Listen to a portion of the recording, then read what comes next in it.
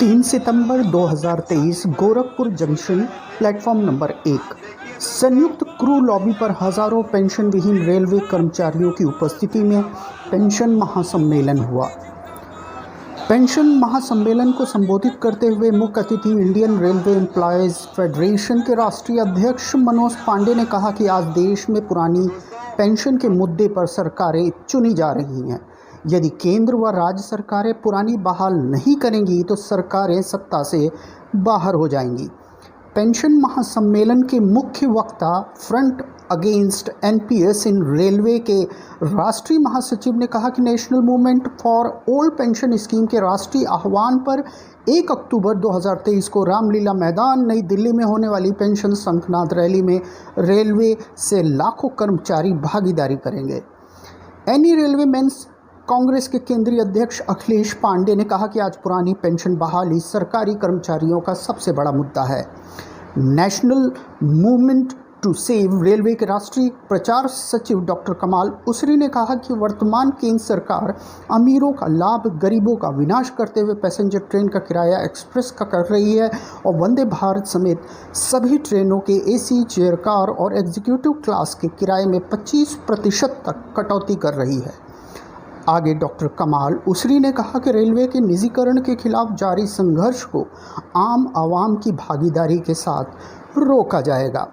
Pension महासम्मेलन में पूर्वोत्तर रेलवे फ्रंट अगेंस्ट एनपीएस इन रेलवे के जोनल संयोजक राकेश कुमार ने गोरखपुर की टीम के पदाधिकारियों की घोषणा की, जिसमें गोरखपुर प्रभारी अध्यक्ष कृष्ण कुमार, सचिव आयुष कुमार, कोषाध्यक्ष चौधरी अभय कुमार, संगठन सचिव मुन्ना यादव, कार्यालय सचिव विनम्र कुमार रॉय, प्रचार सचिव अनिल कुमार, अनूप श्रीवास्तव, उपाध्यक्ष नरेश मंडल, सहायक सचिव पंकज मिश्रा, संगठन सहायक सचिव केपी सिंह, संगठन सहायक सचिव सक्रिय सदस्य बीके गुप्ता, दिनेश पंडित, हर्षवर्धन सिंह, अमरनाथ कुमार, अशोक चौधरी, इंद्रजीत कुमार, विशाल सिन्हा, शिवपूजन वर्मा, ब्रिज मोहन पांडे, अमित कुमार, विकास कुमार घोषित किए गए।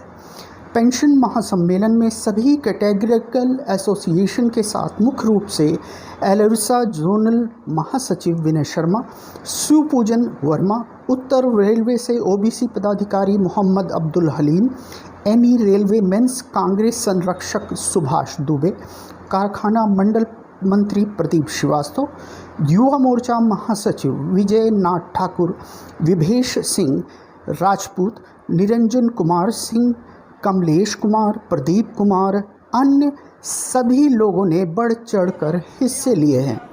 पेंशन महासम्मेलन का संचालन एलआरसा जोनल महासचिव जेएन शाह और फ्रंट अगेंस्ट एनपीएस इन रेलवे वाराणसी मंडल संयोजक संतोष सिंह ने धन्यवाद ज्ञापित किया। संतोष सिंह व कृष्ण कुमार द्वारा संयुक्त रूप से ये जारी किया गया। फेसबुक और व्हाट्सएप पर साथी को सुनते रहे थे। आप देखिए दोस्तों, जिंदाबाद जिंदाबाद, युवा शक्ति जिंदाबाद जिंदाबाद जिंदाबाद, पेंशन जिंदाबाद जिंदाबाद जिंदाबाद, पुरानी पेंशन जिंदाबाद जिंदाबाद जिंदाबाद। तो दोस्तों, हम केवल इतनी बात मैं आपको बताना चाहता हूं कि पेंशन की लड़ाई आप लड़ रहे हैं। कौन आपके साथ है, कौन आपके विरोध में खड़ा है और किससे आपको लड़ना है। जिससे आपको लड़ना है वो कौन सी सरकार है, उस सरकार का मुखिया कौन है। इस देश में दोस्तों झांसी की रानी हुआ करती है। इस देश में झांसी की रानी का नाम सुना होगा, लेकिन झांसी के राजा का नाम नहीं सुना होगा। इस देश का मुखिया जो है झांसी का राजा है और इस देश में ये झांसे पे झांसा देता रहता है। झांसा यहाँ तक दे देता है कि अगर रेल कर्मियों के बीच में जाता है तो कहता है कि मैं रेल कर्मी रहा हूँ, मैं रेल के बीच में रहा हूँ, मुझसे ज़्यादा रेल का दर्द कोई नहीं जानता। आईआईटी के छात्रों के बीच में जाता है तो वहाँ कहता है मैं भी आईआईटी का छात्र बनना चाहता हूँ। किसी कर्मचारी के बीच में जाता है, किसी गायक और गाने वालों के बीच में जाता है तो बोलता है मैं भी जो है बिल्कुल एकदम आप एक म्यूजिकल वो बनना चाहता था। इस देश का सौभाग्य है कि वो किसी उन लोगों के बीच में नहीं गया जिनके हम कहते हैं हाय हाय चले चलो। मैं वहाँ जाता तो वहाँ भी कह देता कि मैं भी इन्हीं के बीच में होने वाला था, लेकिन मैं यहाँ हूँ। उस देश के उस झांसे के राजा से आपको लड़ना है। पेंशन की लड़ाई लड़ना है। पेंशन की लड़ाई हम अपने चरम सीमा पे हैं और जीत निश्चित है। एक चीज जान लीजिए, हार हो जाती है जब हम मान लेते हैं, जीत तब होती है जब हम ठान लेते हैं। और हमने ठान लिया है कि पेंशन की लड़ाई हम जीत के रहेंगे।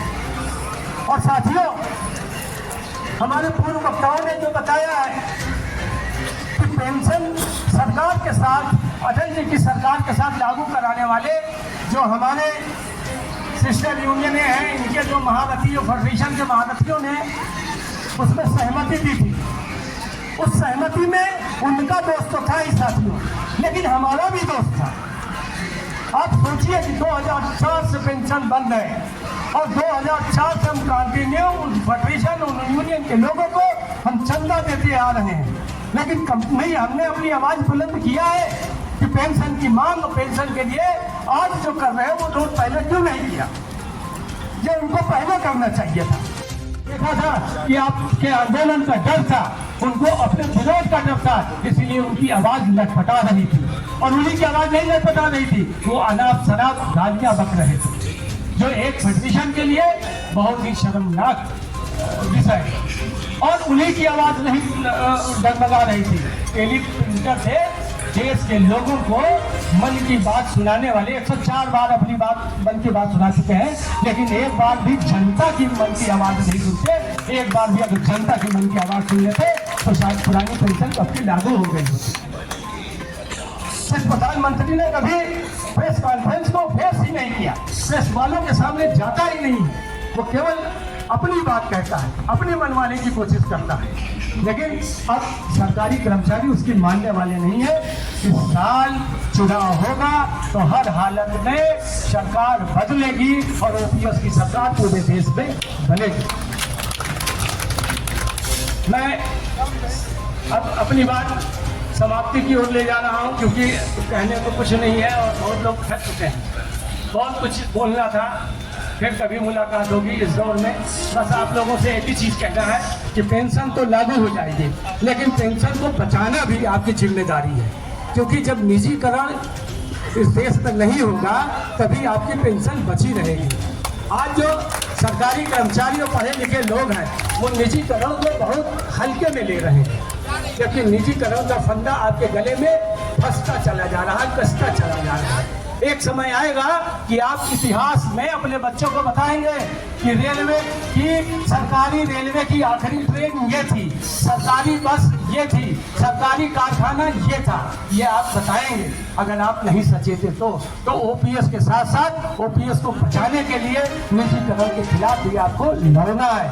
और एक चीज जान लीजिए साथियों, एक चीज आप ये मान लीजिए कि आपको किसी भी तरीके से किसी भी संगठन के बहकावे में नहीं आना है। सारे संगठनों का चक्कर छोड़ के आप सरकारी कर्मचारी हर जात हर धर्म के एक साथ होकर के, हर कैटेगरी एसोसिएशन के जो लोग हैं सब लोग एक होकर के एक साथ मिल करके आपको लड़ना है।